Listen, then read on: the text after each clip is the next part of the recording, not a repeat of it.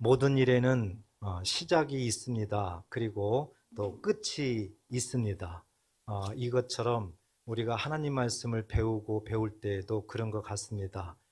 우리가 계속 로마서를 주일날마다 은혜를 받았는데 어느덧 이제 로마서 16장 끝이 왔습니다. 그래서 오늘 다음 주 되면은 이제 로마서 강해가 끝나게 됩니다. 삶의 시리즈라는 그런 제목으로 계속해서 우리가 말씀을 묵상하고 은혜를 받았습니다. 여러분들이 오늘 지금까지 로마서를 통해서 주신 말씀만 마음에 잘 새기시고 또 그 말씀을 계속 묵상하시고 그 말씀에 순종하고 따라간다면 놀라운 변화가 있을 수밖에 없습니다. 이 말씀이 마음에 새겨졌는데도 변화가 없다면 그것은 놀라운 기적입니다. 그렇기 때문에 이 로마서 이제 마지막 장, 마지막 시간이라는 심정을 가지고 오늘 주신 말씀을 마음 문을 활짝 여시고 은혜를 풍성하게 받으시기를 축복합니다. 이제 사도 바울에 의해 가지고 이 로마서는 계속해서 이제 말씀이 들려지고 있습니다. 우리가 지난 시간까지 이제 계속 봤듯이 사도 바울의 최종 목적은 서바나로 가는 겁니다. 스페인이지요. 그래서 그쪽으로 가기 전에 반드시 로마를 거쳐서 가려고 하는 것이 그의 계획이었습니다. 그렇지만 예루살렘을 먼저 또 가야 됐죠. 그래서 예루살렘을 가기 전에 사도 바울이 이제 마지막으로 로마 교회 성도들에게 말씀하는 장면이 오늘 16장 1절부터 우리가 읽었던 말씀입니다. 그런데 이 말씀을 우리가 가만히 보게 되면 이 사도 바울이 로마에 있는 동역자들에게 문안하기를 원하는 겁니다. 사도 바울이 성경에 기록되어 있는 수십 명의 그 이름들을 대면서 로마 교회 성도들에게 이 사람들에게 문안 좀 해달라. 사도 바울 대신에 문안을 좀 해달라고 요청을 하는 겁니다. 어찌 보면 사도 바울의 포근하고 사랑스러운 그런 정을 느낄 수가 있습니다.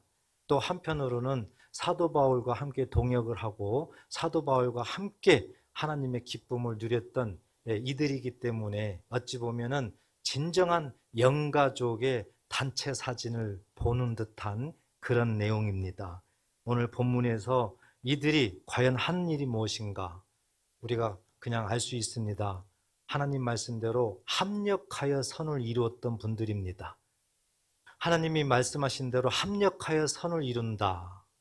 이 말씀을 그대로 실행하면서 하나님 앞에 큰 기쁨과 영광을 돌렸던 그런 사람들입니다. 그렇기 때문에 오늘 우리가 이 말씀을 통해서 우리에게는 하나님께서 여기 기록되어 있는 사람들을 통해서 무엇을 배우게 하실까? 무엇을 닮도록 하실까? 이 부분입니다. 그래서 우리가 꼭 적용해야 되는 부분들이 바로 이거예요. 그 당시의 말씀이 그 당시로만 끝나는 게 아닙니다. 하나님 말씀은 영이기 때문에 하나님 나라는 시간, 공간이 없기 때문에 그때 말씀이나 지금 우리에게 주시는 말씀이나 동일합니다. 따라서 하나님께서 우리 교회를 통해서 오늘 이 말씀을 꼭 주신 줄 믿으시고 지금 하나님이 음성으로 저와 여러분들에게 들려주시고 있다는 꼭 믿음을 가지시고 말씀을 들으시기를 축복합니다. 이제 우리가 합력하여 선을 이루는 이 많은 사람들을 통해서 무엇을 닮아야 될까? 이 부분을 우리가 한번 구체적으로 살펴볼 텐데요. 여기 나오는 인물들이 너무 많습니다. 그래서 일일이 다 할 수는 없습니다. 대표적으로 이렇게 말을 해야 되겠고 또 여기 나오는 인물들 중에서는 성경에 구체적으로 나와 있지 않는 인물들도 많이 있습니다. 어찌 보면은 무명인으로서 진정한 하나님의 사람들이 참 많다는 것을 또 생각을 할 수가 있습니다. 그래서 오늘 인물들 몇 사람을 우리가 한번 구체적으로 살펴보면서 저와 여러분들이 닮아야 될 것이 무엇인지를 이 시간 한번 깨닫도록 하겠습니다. 여기에 나와 있는 이 사람들, 합력해서 선을 이루는 이 사람들은 공통점이 있어요. 우리가 그 부분을 잘 마음에 새겨야 됩니다. 우리가 모르는 것은 아닙니다. 잘 아는 거예요. 이분들의 공통점은 바로 섬김이에요. 섬김. 섬기는 사람들이에요. 다시 얘기해서 합력하여 선을 이루는 사람들의 공통점은 섬김이다. 믿으시기 바랍니다. 섬김이에요. 그렇다면 우리가 섬김을 먼저 생각을 하세요. 섬김은 예수님으로부터 출발이 됩니다.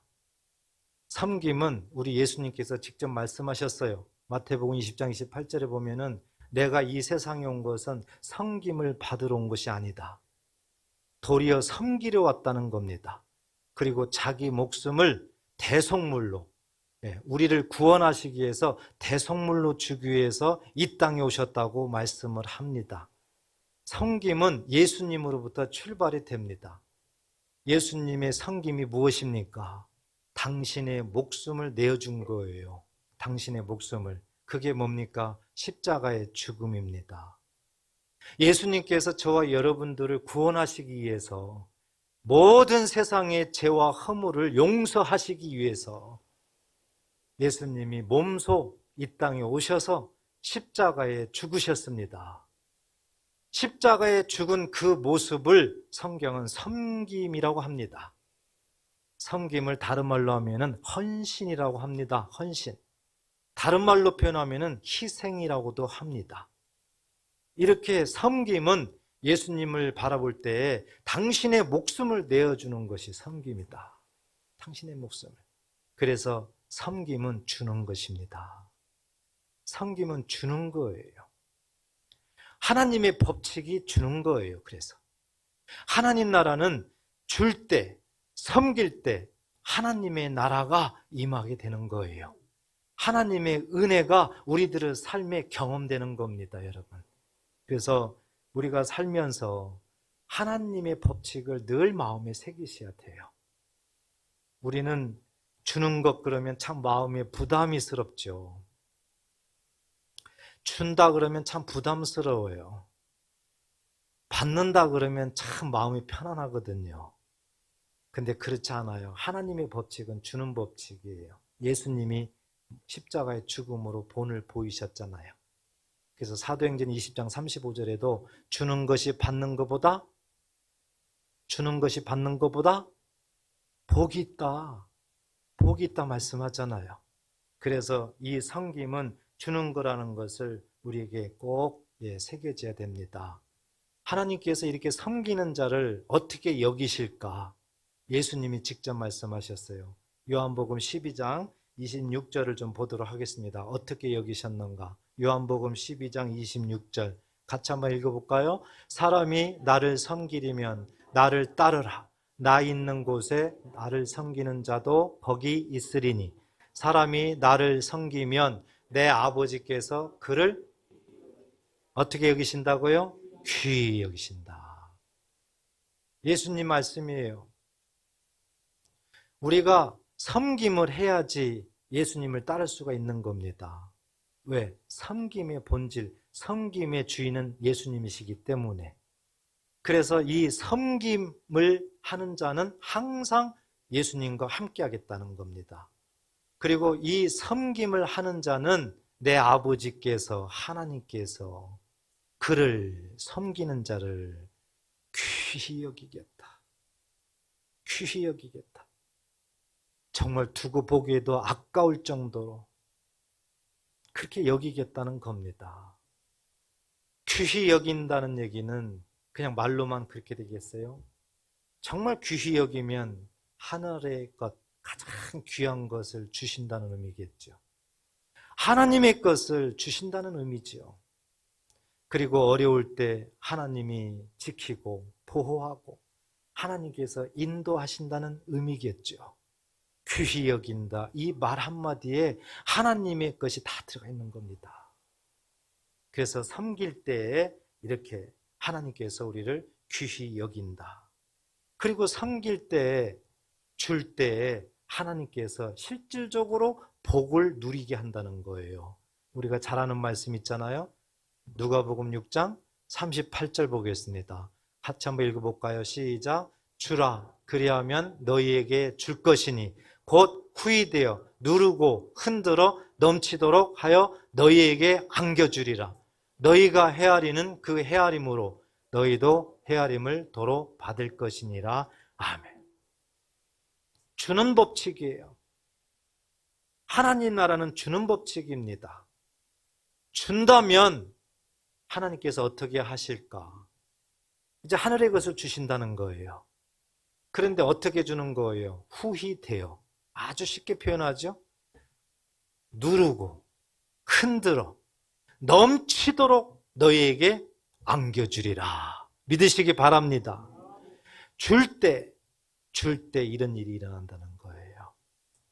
그래서 예수님께서 목숨을 바쳐서 목숨을 대신해서 우리를 살렸습니다. 그래서 합력해서 선을 이루는 그 사람들은 공통적으로 예수님을 다 닮아가더라고요. 오늘 본문 말씀에서 기록된 이 합력해서 선을 이루는 이 사람들의 공통점도 무엇인가 봤더니 이렇게 다 섬기더라고요. 섬기는 거예요. 그래서 우리가 본받아야 될 진정한 중요한 것은 섬김이다. 꼭 믿으시고 하나님 말씀이 우리들의 마음을 찌르셔서 마음에 감동이 되셔서 꼭 섬기는 삶을 사시기를 주의 이름으로 축복합니다. 오늘 본문에서도 그와 같은 사람들을 우리가 많이 찾아볼 수가 있습니다. 1절을 보십시오. 내가 갱그레아 교회의 일꾼으로 있는 우리 자매 베베를 너희에게 추천하노니 그랬습니다. 이제 사도 바울이 이 로마서를 기록을 하게 되면 이 로마서를 사도 바울이 가지고 직접 가는 게 아닙니다. 누군가를 통해서 이것을 전달하려고 합니다. 사도 바울이 이 로마 교회를 향해서 기록된 이 서신을 누군가를 통해서 이제 전달을 해야 되는데 아무에게나 그것을 맡기지는 않을 거 아니에요. 가장 신뢰하는 사람, 가장 평소에 마음에 정말 기쁨이 있는 사람, 그 사람에게 분명히 이 중요한 서신을 맡길 거예요. 그런데 1절에 보니까 그 사람이 누굽니까? 자매 베베 이렇게 나왔죠. 자매 베베, 베베 외우기도 쉽죠. 베베. 그런데 이 베베라는 뜻은 빛나다는 뜻이에요. 빛나다, 빛나다. 그래서 참 이름이 중요하더라고요. 그 이름이 의미가 그래서 참 중요해요. 이 베베가 빛나다라는 뜻인데요. 이 베베는 여성도입니다. 여자분이에요. 그런데 여기 보니까 갱그레아 교회의 일꾼으로 있는 그랬습니다. 일꾼으로. 이 갱그레아는 이 고린도 서남쪽에 위치해 있는 곳인데 이 베베가 갱그레아에서 신앙생활을 아주 잘했던 그런 여성도예요. 그런데 여기에 보니까 일꾼으로 있는 이렇게 말씀을 했죠. 일꾼으로. 그래서 이 일꾼은 이 헬라어로는 디아코노스라고 하는데 종이라는 뜻도 있고요. 일꾼이라는 뜻도 있고요. 집사라는 뜻도 있습니다. 그러므로 이 베베는 아마 집사였었던 것 같아요. 여집사였었던 것 같아요. 오늘날로 보면 집사, 권사 정도 됐을 것 같아요. 이 베베를 사도 바울이 로마서 기록한 것을 이제 전달하는 그 주인공으로 베베를 추천을 하는 겁니다. 베베. 그리고 베베를 로마로 보내는 겁니다. 베베를 보내면서 2절에 보니까 이제 로마 교회 성도들에게 부탁을 합니다. 너희는 주 안에서 성도들이 합당한 예절로 그를 영접하고 그랬습니다. 베베를 잘 영접해 달라는 거예요. 무엇이든지 그에게 소용되는 바를 도와줄지니 그랬습니다. 베베가 이 모습을 볼 때 전달해주고 바로 돌아오는 건 아닌가 봐요. 로마에서 여러 가지 주의 일을 하는 것 같습니다. 그렇기 때문에 필요한 것들을 다 도와주라고 사도 바울이 부탁을 하는 겁니다. 그러면서 2절 하반절에 보니까 이는 그가 여러 사람과 나의 보호자가 되었음이라 그랬습니다. 엄청난 말입니다. 사도 바울의 보호자였다는 거예요. 베베가. 보호자. 어떤 상황에도 지켜주는 자죠. protect 또는 helper, 도와주는 자예요. 사도 바울이 위경에 처했을 때에는 자기 몸을 아끼지 아니하고 보호하는 겁니다. 사도 바울이 사역을 할 때 어려운 일이 있으면은 앞장서서 그 어려움을 해결해 주는 겁니다. 이유는 왜 그럴까요? 사도 바울의 사역에 방해가 되지 않도록. 왜 사도 바울의 사역을 방해되지 않는 게 그렇게 중요할까요? 사도 바울이 하는 일이 주의 일이기 때문에 그래요. 다시 얘기해서 하나님 일이 방해되지 아니하도록 하기 위해서 이 베베는 사도 바울뿐만 아니라 여러 사람들의 보호자 역할을 했다는 거예요. 그러니까 얼마나 신앙의 본을 보이는 사람이느냐고요. 사도 바울이 이 서신서를 추천해서 보낼 사람을 아무나 선택한 것이 아니라 이렇게 많은 사람들에게 본이 되고 또 신앙생활 그 자체가 사역자뿐만 아니라 성도들을 돌보고 지키고 끊임없이 그렇게 했던 사람이기 때문에 자신 있게 베베를 로마 교회에 이 서신을 가지고 보내는 겁니다. 이렇게 베베는 우리에게도 귀한 교훈을 주는 거죠. 이 베베는 많은 사람들을 섬기는데 가장 앞장섰던 그런 여성도입니다. 그렇기 때문에 이 베베를 통해서 우리들의 신앙생활을 점검해야 됩니다. 똑같은 여성이다. 그렇다면 이 베베는 이와 같이 하나님의 기쁨이 되고 섬김의 앞잡이가 되고 있는데 과연 나는 무엇을 하고 있나? 뒤돌아보는 그런 시간 됐으면 좋겠습니다. 그리고 성령께서 마음을 찌르셔서 감동했으면 좋겠습니다. 그리고 하나님이 기뻐하는 합력해서 선을 이루는 그런 삶을 살았으면 좋겠습니다. 그렇게 되시기를 꼭 축복합니다. 이렇게 성경에 보면은 여자들이 참 많이 등장을 합니다. 정말 잘 섬겼던 여자들이 성경에 보면은 많이 등장을 해요. 예수님 때도 그렇고요. 초대교회 때도 그렇고요. 또 오늘날도 마찬가지입니다. 정말 잘 섬기는 사역을 위해서 헌신하는 그러한 여성도들이 참 많이 있습니다. 우리 예수님 때를 한번 볼까요? 예수님 때에 귀신 들렸던 막달라 마리아가 있었어요. 그런데 예수를 만남으로 말미암아 그 7 귀신을 쫓아냈어요. 예수님께서. 이 막달라 마리아가 그 예수님의 은혜를 잊고 그는 일생 동안 예수님을 섬기는 일에 전념했습니다. 예수님을 따라다니면서 어디든지 간에. 자, 누가복음 8장 1절, 2절, 3절을 한번 읽어보겠습니다. 시작. 그 후에 예수께서 각 성과 마을에 두루 다니시며 하나님의 나라를 선포하시며 그 복음을 전하실새 12 제자가 함께 하였고 또한 악귀를 쫓아내심과 병 고침을 받은 어떤 여자들 곧 7 귀신이 나간 자 막달라인이라 하는 마리아와 헤롯의 청지기 구사의 아내 요한나와 수산나와 다른 여러 여자가 함께하여 자기들의 소유로 그들을 섬기더라. 아멘. 예수님 때입니다. 예수님께서 늘 전도하러 다니셨습니다.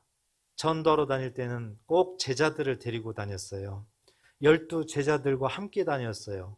그런데 12 제자들과 함께 다녔을 때에 반드시 예수님을 섬기는 그 사역을 섬기는 많은 여자들이 있었습니다. 성경에 지금 나와 있는 막달라 마리아, 그리고 요한나와 수산나. 어찌 보면 요즘으로 보면 공무원의 아내예요. 그럼에도 예수님 앞에 은혜를 받고 예수님을 믿었습니다. 그리고 그들은 힘써서 주님의 사역을 도왔습니다. 주님이 가는 곳마다 따라다녔습니다. 다니다 보면은 사역을 하다 보면, 복음을 전하다 보면 여러 가지 필요한 것이 참 많이 있습니다. 무엇보다도 먹어야 되죠. 입어야 되죠. 자야 되죠. 그런데 이 여자들이 그것을 다 담당을 했어요. 지금 성경에 보니까 자기들의 소유를 가지고 예수님과 제자들을 섬기더라. 이렇게 예수님을 알았던 그 여자들, 예수님께 은혜 받았던 그 여자들이 모든 것을 오직 하나님의 뜻을 이루기 위해서 자기 소유를 팔아서 온전하게 섬기고 있는 모습을 예수님 때에 우리가 이렇게 볼 수가 있다. 그래서 합력해서 선을 이루는 사람들은 늘 공통점이 섬김이라는 걸 우리가 알 수가 있습니다. 이제 초대교회 사도 바울 때입니다. 바울이 복음을 전하러 다닙니다. 성령의 이끌림 따라서 복음을 전하게 됩니다. 바울이 마게도냐 쪽으로 가게 됩니다. 마게도냐로 가니까 첫성 빌립보가 나옵니다. 그 빌립보에서 안식일 날 사도 바울이 기도처를 찾는 거예요. 기도처를 찾을 때 이제 물가로 가게 됩니다. 거기에 보니까 여인들이 많이 모여 있습니다. 거기에서 사도 바울이 복음을 전하게 되는 거예요. 그런데 하나님께서 그때 그 안에 있는 루디아라는 여인의 마음을 엽니다. 그래서 이 루디아가 은혜를 받습니다. 감동이 됩니다. 루디아가 사도 바울을 그냥 내버려 두지 않습니다. 자기 집으로 데리고 갑니다. 거기에서 가족들이 다 세례를 받습니다. 그리고 자기 집을 오픈합니다. 거기에다가 교회가 세워집니다. 그래서 처음으로 이 루디아를 통해서 이제 유럽에 교회가 세워지게 됩니다. 이 루디아를 우리는 또 주목을 해야 됩니다. 사도행전 16장을 한번 확인해 보겠습니다. 14, 15절 같이 한번 읽어보겠습니다. 시작. 두아디라시에 있는 자색옷감 장사로서 하나님을 섬기는 루디아라 하는 한 여자가 말을 듣고 있을 때 주께서 그 마음을 열어 바울의 말을 따르게 하신지라. 그와 그 집이 다 세례를 받고 우리에게 청하여 이르되 만일 나를 주 믿는 자로 알거든 내 집에 들어와 유하라 하고 강권하여 머물게 하니라. 아멘. 이렇게 루디아가 자기 집을 오픈을 해가지고 사도 바울을 영접을 하고 사도 바울을 섬기고 또 집에다가 교회를 세워서 하나님의 뜻을 이뤄나갔다는 사실. 초대교회도 이렇게 섬김의 본을 보이는 그런 여자들이 많이 있었다는 것을 우리가 잘 알 수가 있는 것입니다. 오늘 3절에서도 동일하게 이제 한 부부를 통해서 우리가 알 수가 있습니다. 3절 보십시오. 너희는 그리스도 예수 안에서 나의 동역자들인 브리스가와 아굴라에게 문안하라 그랬습니다. 사도 바울이 로마에 있는 이 브리스가와 아굴라 부부에게 이 로마 교회 성도들에게 좀 내 대신에 문안 좀 해달라 이렇게 지금 말을 하는 거죠. 우선 이 브리스가와 아굴라, 브리스가는 남자일까요 여자일까요? 여자죠. 여자. 아굴라는 남자죠. 특이합니다. 대부분 보면은 남자를 먼저 기록을 합니다. 그리고 여자를 그 다음에 기록을 하는 것이 대부분이에요. 그런데 이 아굴라와 브리스길라와 아굴라는 거의 여자를 먼저 기록을 하게 돼요. 우리가 여기에서 알 수 있는 것은 남자보다 여자가 굉장히 믿음이 좋았다는 것, 여자가 더 적극적이었다는 것, 여자가 더 하나님의 일을 하는 데에 앞장서고 있다는 것을 보여주고 있는 거죠. 브리스가라고 나오죠. 브리스가. 그런데 원래 이름은 브리스길라입니다. 브리스길라. 이 브리스길라의 애칭이 브리스가예요. 어떤 사람들은 브리스가와 브리스길라가 다른 사람인 줄 알고 있어요. 아니에요. 브리스길라의 애칭이 브리스가예요. 그래서 사랑스러운 모습으로 부를 때는 브리스가 이렇게도 불렀던 것입니다. 사도 바울이. 그래서 이 브리스가가 굉장히 섬김을 잘하는 그런 여자였다는 것을 또 보여주게 됩니다. 그리고 그의 남편 아굴라. 이 아굴라는 이 유대인입니다. 본토 유대인. 예, 그런데 이가 유대인으로서 이제 로마로 왔던 것이죠. 그래서 거기에서 이 브리스길라와 만나게 됐고 거기에서 결혼을 하게 되는 겁니다. 자, 이렇게 브리스가와 아굴라 이 부부와 사도 바울과의 이제 만남이 시작되는데요. AD 주후 52년경에 로마 황제 글라우디아가 그 당시에 유대인들을 다 추방시킵니다. 추방령을 내려요. 그래서 이 부부가 로마를 떠나게 돼요. 그래서 어디로 가냐면 고린도로 갑니다. 고린도. 그때 사도 바울이 고린도에 있었어요. 고린도에서 사역을 하고 있었습니다. 거기에서 만납니다. 만난 것도 직업 때문에 만나요. 이 두 부부가 천막을 만들어서 이제 이렇게 팔면서 생계를 유지하는 그런 업을 갖고 있었는데 사도 바울도 그랬어요.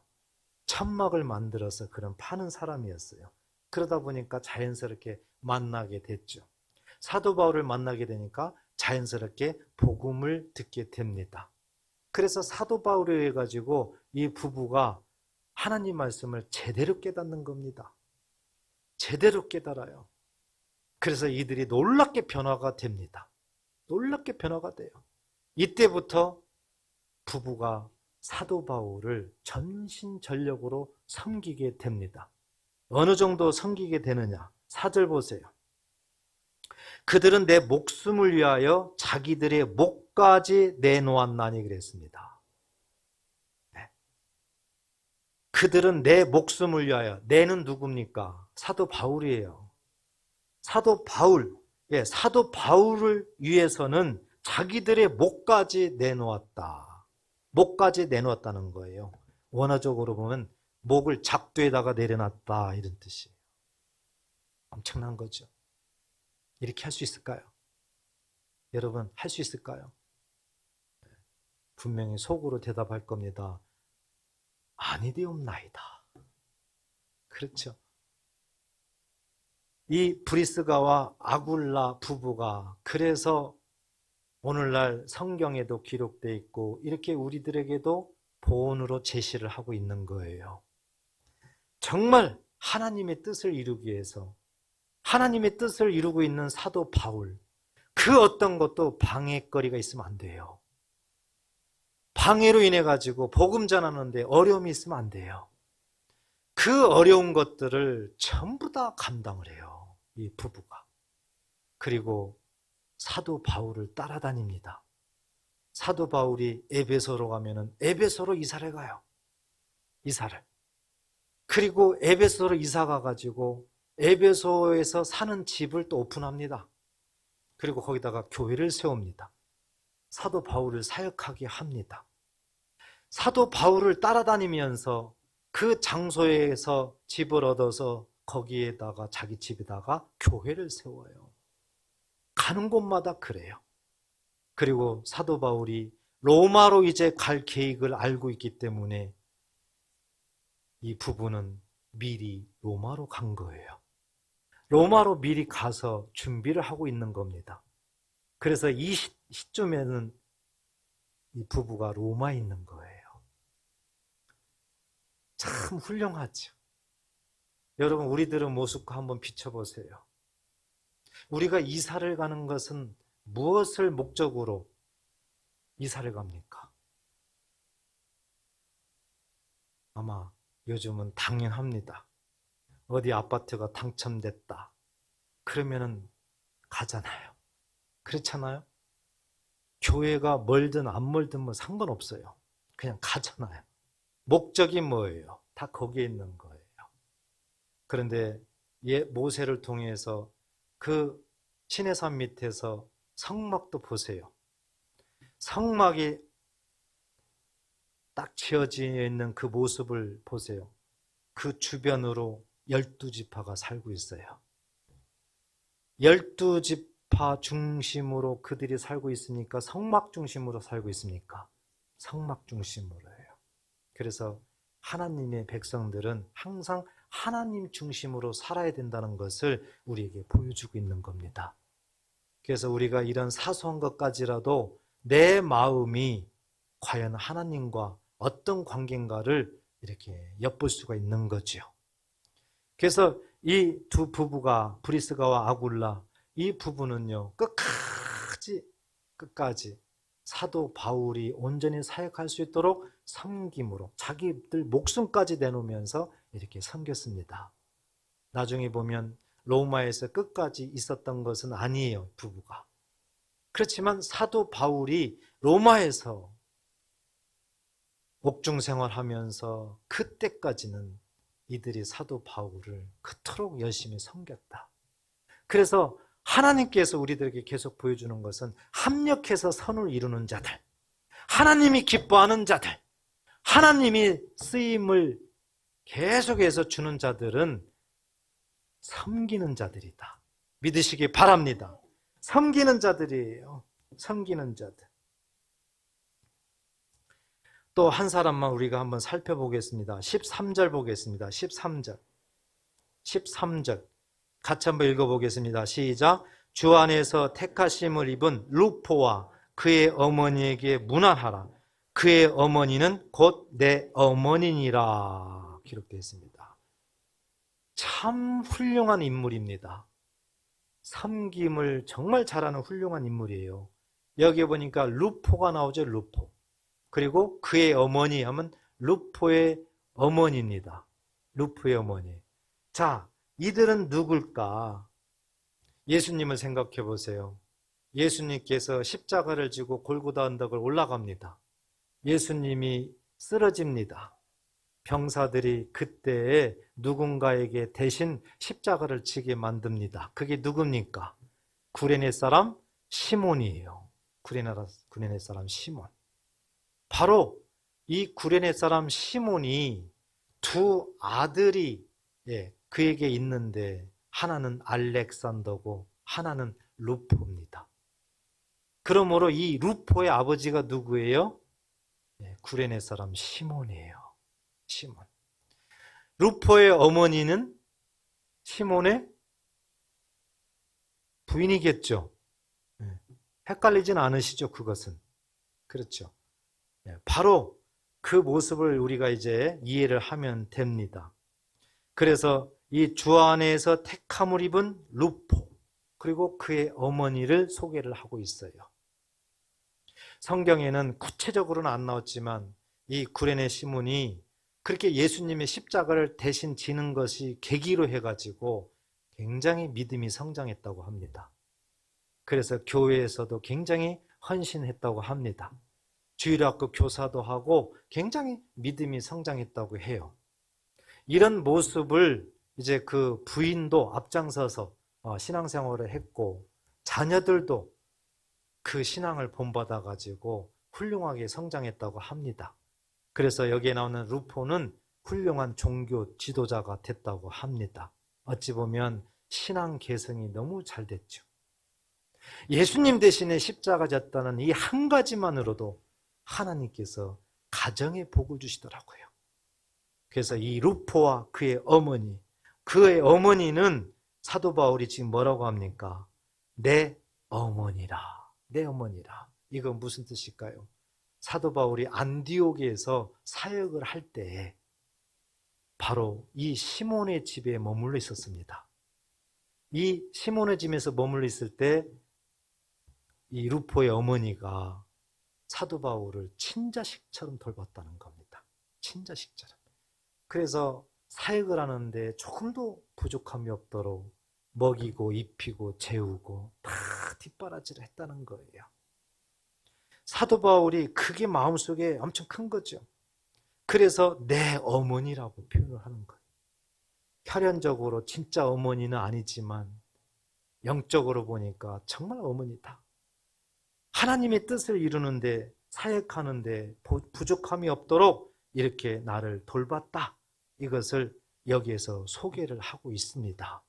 이렇게 사도 바울은 그 외에도 성경에 28명 이상의 이름이 기록되어 있는데 이렇게 하나하나가 하나님께서 정말 기뻐하는 합력해서 선을 이루는 사람들이라는 것으로 우리에게 소개를 하고 있고, 이들이 바로 사도 바울의 동역자들이었다는 거예요. 여러분, 사도 바울이 혼자 잘해서 하나님의 뜻을 끝까지 이룰 수 있었을까요? 아닙니다. 사도 바울이 바울되게 한 것은 바로 주변에 있는 동역자들입니다. 주변에 있는 동역자들이 사도 바울을 바울되게 만든 거예요. 하나님의 뜻을 온전히 이룰 수 있도록 주변에서 다 만든 거예요. 절대 혼자는 할 수가 없습니다. 사도 바울은 주변에 참 많은 동역자들이 있었습니다. 사도 바울이 어디를 가든지 간에 따라다니면서 다 수발을 드는 정말 동역자들이 많이 있었습니다. 그 중에서도 예수님 때도 마찬가지지만 여성도들이 그렇게도 열심히 교회를 위해서, 사역자를 위해서 섬기고 있다는 것을 우리가 볼 수가 있어요. 이 로마서도 서신을 쓸 때 사도 바울이 직접 쓴 게 아니에요. 누군가 옆에서 대필해 주는 사람이 있었어요. 그 사람이 누구냐? 22절에 보면 나와 있어요. 로마서 16장 22절. 이 편지를 기록하는 나 더디오도 그랬습니다. 더디오라는 동역자가 사도 바울의 이 서신을 대필을 했어요. 그러니까 사도 바울은 하나님의 영감을 받으면서 계속해서 말을 했고, 그것을 대필한 사람은 다른 사람이었다. 더디오. 이렇게 사도 바울의 사역 가운데는 하나하나 모든 것들을 옆에서 정말 목숨을 내걸고 섬겼던, 합력하여 선을 이루는 하나님의 동역자들이 있었다. 그렇기 때문에 하나님이 원하는 대로 바울을 통해서 이방인들까지 복음이 다 전달되고 하나님의 구원의 역사가 이루어졌다는 사실을 오늘날 우리가 마음에 새겨야 될 줄 믿습니다. 또 하나, 합력해서 선을 이루는 사람들의 특징이 있어요. 공통점이 또 하나 이들에게서 발견돼요. 그게 무엇일까요? 성품입니다. 성품. 성품이에요. 이들 하나하나를 보게 되면은 그들의 성품이 전부 다 순종적이었어요. 순종적인 성품을 가진 사람들이었습니다. 여러분, 합력해서 선을 이루는 사람들의 공통점 또 하나가 뭔가 봤더니 순종적인 성품을 가진 사람들이었다. 순종이었어요. 대중에는 성격도 강한 사람이 있을 거고 급한 사람이 있을 거고 느린 사람도 있을 거지요. 그렇지만 순종의 면에서는 앞장섰어요. 그들의 성품은 아주 순종적이었어요. 하나님께서 쓰시는 사람이 누군가, 하나님께서 정말 귀하게 쓰는 사람이 누군가 봤더니 순종적인 사람이더라. 순종적인 사람이더라. 믿으시기 바랍니다. 그래서 합력해서 선을 이루는 이 사람들의 두 번째 공통점을 우리가 마음에 잘 새겨야 됩니다. 여러분, 순종한다는 얘기는 무슨 의미예요? 잘 따른다는 얘기죠. 그런데 이 성품을 조금 더 확대시키면은요, 인격까지도 연관이 됩니다. 인격. 그래서 인격이 잘 갖춰져야 되는 거예요. 하나님이 정말 귀하게 쓰는 사람들 보면은 인격이 잘 갖춰지는 사람들이에요. 아무리 뭐 해도 인격이 잘 안 준비가 안 돼 있으면은요, 한계가 있더라고요. 그리고 중간에 무너져요. 그 사람 때문에 엄청 분열이 일어나요. 그래서 인격도 굉장히 중요하다. 그래서 성품을 조금 더 확대 해석하면 인격까지도 들어간다. 그래서 우리가 이 부분을 바라볼 때, 정말 하나님 앞에 쓰임 받으려면 성품, 순종적인 성품, 이거 닮아야 되는구나. 그리고 인격이 돼야 되는구나. 제가 신학교 다닐 때 가장 많이 들었던 소리가 목사가 되기 전에 인간이 되라, 그 말을 참 많이 들었습니다. 인간이 먼저 되라. 인격이 굉장히 중요하다는 거죠. 똑같이 사람입니다. 목회자도 사람이에요. 그렇기 때문에 인격이 안 돼 있으면은 하나님께서 귀히 쓰고 싶어도 그게 안 되는 거예요. 그래서 우리도 마찬가지입니다. 성경도 우리에게 아주 쉽게 이렇게 비유를 하면서 말씀을 합니다. 디모데후서 2장 20절 21절을 우리 한번 읽어보겠습니다. 시작. 큰 집에는 금그릇과 은그릇뿐 아니라 나무그릇과 질그릇도 있어 귀하게 쓰는 것도 있고 천하게 쓰는 것도 있나니 그러므로 누구든지 이런 것에서 자기를 깨끗하게 하면 귀히 쓰는 그릇이 되어 거룩하고 주인의 쓰심에 합당하며 모든 선한 일에 준비함이 되리라. 아멘. 아주 쉽게 비유해서 설명을 하죠. 이렇게 집에는요, 큰 그릇도 있고 적은 그릇도 있다. 금그릇도 있고 은그릇도 있다. 질그릇도 있다. 여러 종류의 그릇이 있다. 그런데 모두가 다 귀하게 쓰임받는 건 아니다는 거죠. 모두 다 귀하게 쓰임받는 건 아니다는 거예요. 자기를 깨끗하게 하는 그릇이 쓰임을 받는다는 거예요. 그렇잖아요. 우리도 그렇잖아요. 식당에서 밥을 먹는다. 무슨 접시를 달라고 했을 때 그 접시에 좀 더러운 게 있어 봐요. 그거 사용하나요? 바꿔달라고 하지. 밥그릇도 마찬가지예요. 그 속에 좀 지저분한 게 있어 봐요. 거기다가 밥을 퍼나요? 아니잖아요. 그래서 자신을 깨끗하게 해야 된다는 거죠. 무슨 의미예요? 온전하게 하나님을 따라서 하나님의 믿음을 갖고 합력해서 선을 이루는 사람, 섬기는 사람, 순종적인 성품을 가진 사람을 상징합니다. 이런 사람은 하나님께서 귀히 사용한다는 것을 우리에게 말씀을 하고 있습니다. 사랑하는 여러분, 오늘 로마서 16장을 통해서 사도 바울은 자기의 동역자들에 대해서 사랑 어린 그런 마음과 뜻으로 로마 교회 성도들에게 문안해달라고 요청을 합니다. 내가 사랑하는 나의 동역자들이 지금 로마에 있는 동역자들에게 하나하나 이름을 거론하면서 요청을 해요. 이것이야말로 진정한 영가족의 모습이에요. 사도 바울의 마음속에 새겨진 그 동역자들. 왜 마음속에 새겨졌겠어요? 괜히 새겨졌겠어요? 아니잖아요.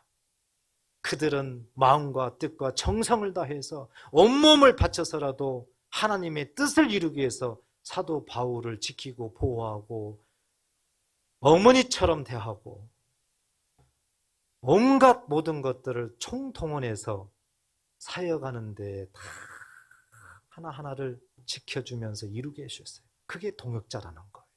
그게 동역자. 그래서 우리들의 모든 삶을 뒤돌아보면서 나는 신앙생활하면서 받는 것만 좋아해가지고 다 받는 것만 생각한다. 그리하면 아직 입문도 못했어요. 입문도. 성경 말씀대로 받는 것보다 주는 것이 더 기뻐야 될, 이렇게 돼야 되는 거예요. 그래서 그때가 언젠지 모르겠지만 한번 자꾸 테스트를 해보세요. 내가 받을 때 기쁨과 줄 때 기쁨을 한번 확인해 보세요. 확인하려면 어떻게 해야 돼요? 줘봐야 알죠. 주지도 않으면 그게 모르죠. 그래서 당장 한번 실천해 보세요. 지금 갖고 있는 가장 소중한 게 뭐예요? 이따가 주고 싶은 사람한테 한번 줘보세요. 줬을 때 이거 아까운데 그러면 아직 받는 게 더 좋은 거예요. 그렇지만 주니까 마음이 흐뭇하고 막 기쁜 거예요. 이 사람은 이제 준비가 된 사람이에요. 준비가 된 사람. 그래서 신앙생활을 하나님 앞에 기쁨이 되도록 합력해서 선을 이루어 하나님의 뜻을 이룰 수 있는 그런 신앙생활이 돼야 된다는 것을 우리에게 교훈하고 있다는 사실을 꼭 믿으시기를 간절히 바랍니다. 로버트슨이라는 사람은 이런 말을 했어요. 뛰어나게 쓰임받는 것은 뛰어난 재능을 가져서가 아니라 내게 있는 것을 하나님의 봉사에 헌신하기 때문이다. 그렇습니다. 우리는 하나님 앞에 뛰어난 재능을 받아서 하나님 앞에 하는 거 아니에요. 내가 있는 거, 내가 가지고 있는 것을, 모든 것을 하나님께 봉사하는 거. 하나님의 봉사를 위해서 내가 헌신하는 거예요. 헌신은 다른 말로 표현하면 섬김이에요. 이런 사람을 하나님께서 귀히 쓴다는 것을 말하고 있는 거죠. 아주 동감하는 그런 말입니다. 이제 우리도 할 수가 있습니다. 오늘 몇 사람 살펴본 것처럼 베베 여집사처럼 브리스가와 아굴라처럼 루포와 그의 어머니처럼 우리도 기쁨으로 하나님의 뜻을 위하여 하나님의 사람들을 섬길 수가 있습니다. 그리고 순종적인 그런 삶을 살 수가 있는 것입니다. 원하건대 이 두 가지 섬김, 실천적인 신앙이지요. 순종적인 그런 측면에서의 나의 성품 할 수가 있습니다. 이 두 가지를 꼭 마음에 새기셔서 가장 중요한 것 하나님 앞에 귀하게 쓰임받는 것 꼭 쓰임받으시기를 축복합니다. 그리하여 합력하여 선을 이루는 그런 아름다운 삶을 살기를 주의 이름으로 축복합니다. 기도하겠습니다.